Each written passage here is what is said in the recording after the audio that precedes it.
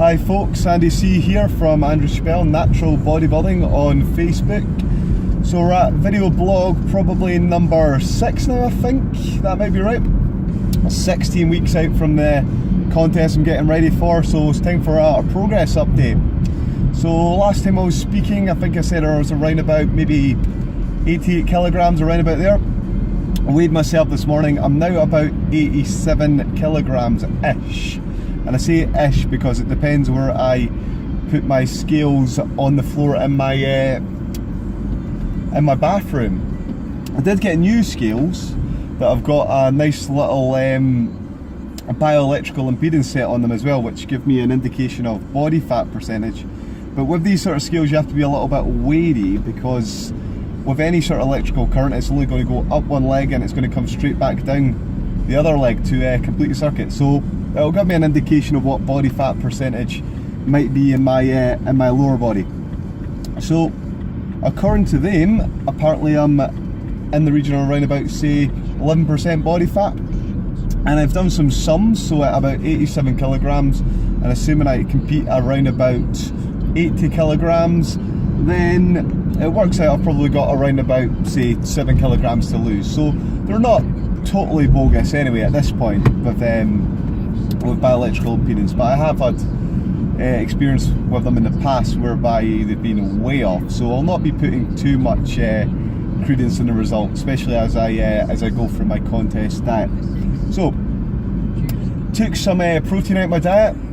I've also tightened things up a bit, changed some foods around, so I'm no longer eating bread, I'm no longer eating dairy from yogurts at all, so that was just an easy meal that I was having throughout my day while I was at my work, to have just 200 mils of yogurt plus a wholemeal bread sandwich with some spinach and ham. So that's gone now.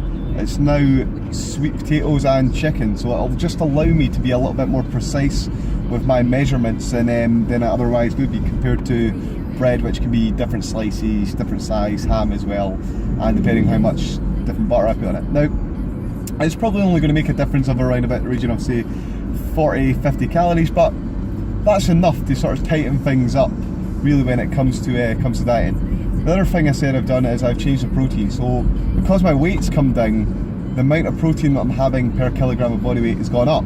So I've now gone up to around about, say, 2.6 to 2.7 grams per kilogram of body weight, and in my opinion that's too much. So rather than cutting out some carbohydrates, which you need for exercising and to fuel my workouts, I've just taken the protein back. So now I'm down at around about, say, 2.2, 2.3 grams per kilogram of body weight again. So just nipped it a little bit there. All in, total changes, probably less than 100 calories to the diet. But major changes, as I've said in the past, not necessarily needed when it comes to helping with your weight loss. Not doing any cardio again as of yet, aside from what I'm doing in terms of just walking to my work, which is about 15 minutes there and back, so no need to add anything at this point just now. Also started my posing practice, which was challenging when I started, but I'm starting to get the hang of it now. So I do 3 rounds of symmetry and of muscularity, so that takes me around about 15 minutes to get that. So I try and hold each symmetry round for about 30 seconds for each pose, and then the muscularity probably about 6 seconds a pose, but like I say, 15 minutes to do the 3 rounds. So this little bit of extra exercise again should hopefully be enough, along with those little changes, to proceed with the weight loss over the next few weeks. Now, I was up at the BNBF Scottish there at the weekend. If you look on the page, you'll see there's a little video which recaps the account of the Scottish show, so have a look at that if you want to see what the winners looked like. Well done to Michael Bryce for taking the championships. I should say he looked really good.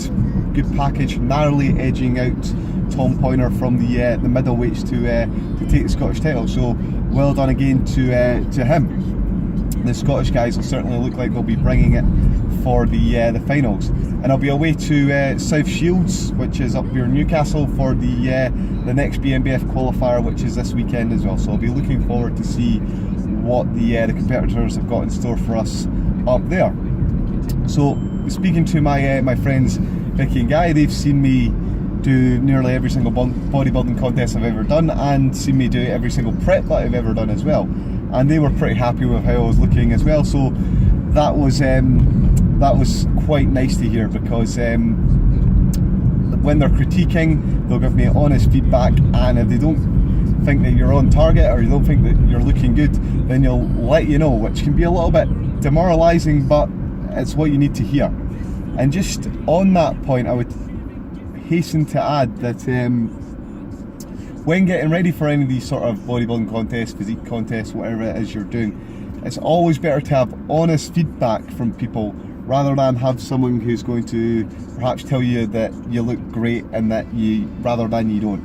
And it's always good to get feedback from people who actually know what they're talking about, because if you train in a gym full of people who aren't bodybuilders, or you've got a coach who's not used to working with bodybuilders or is inexperienced, then their perception of what a good physique compared to what a judge's perception of a good physique, or someone who's competed at high levels perception, is going to be two completely different things. And you're better off getting good, honest feedback from people who are well practiced than people who are just going to blow smoke up your ass, because when it comes to competition, you're going to be thankful that you got that honest feedback, because the last place you want to be is standing at the back of the stage, not getting your call outs or looking off or not doing as well as you might have looked, and it's all because you didn't get the feedback that you otherwise should have got in the first place, which was work a little bit harder, you need to lose a little bit more weight, tighten things up.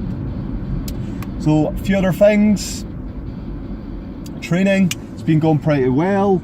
Not as strong as I was before. I've noticed my benching's down, squatting's down, deadlifting's down. It's to be expected. I'm 4 kilograms lighter. Also at the same time, I'm not recovering as fast as I otherwise would normally recover between sets. So whereas in the past I could do 180 kilogram squats, and then I could do another set after it and another set after it, 3 minutes rest. Now I'm finding that I do the set and I'm exhausted after it, and I need a little bit more rest, or like I can't get as many reps as I otherwise would normally be able to get. Now there's two reasons that could possibly be. I'm not as strong, my 1 rep max is down, so that 180 squat for example is higher in terms of its relative 1 rep max, and its maximum load than it used to be. So that might now represent, say, 90% rather than 85% or 80% of my 1 rep max. The other thing it could be is I've not got as much glycogen in the muscles. My muscles are not as saturated with energy as they otherwise would be, and we know from training studies that muscles that are saturated with glucose perform better than muscles that aren't saturated with glucose. I mean, you only have to look at carb load and stuff to know that. If you have a look as well, you'll find that there's some new evidence as well from resistance training studies as well that kind of support this idea as well. The other thing I'm finding is that when it comes to little niggles, little aches, my knees are a little bit sore than they otherwise would be normally. I've sort of got a niggle in my upper back, which is kind of hanging around a little bit longer than it would be.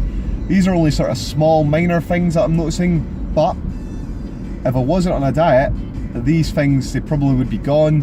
I probably wouldn't be noticing them as much. They'd probably only last a couple of days. With this, these things are persisting, or otherwise they would otherwise be gone, I guess.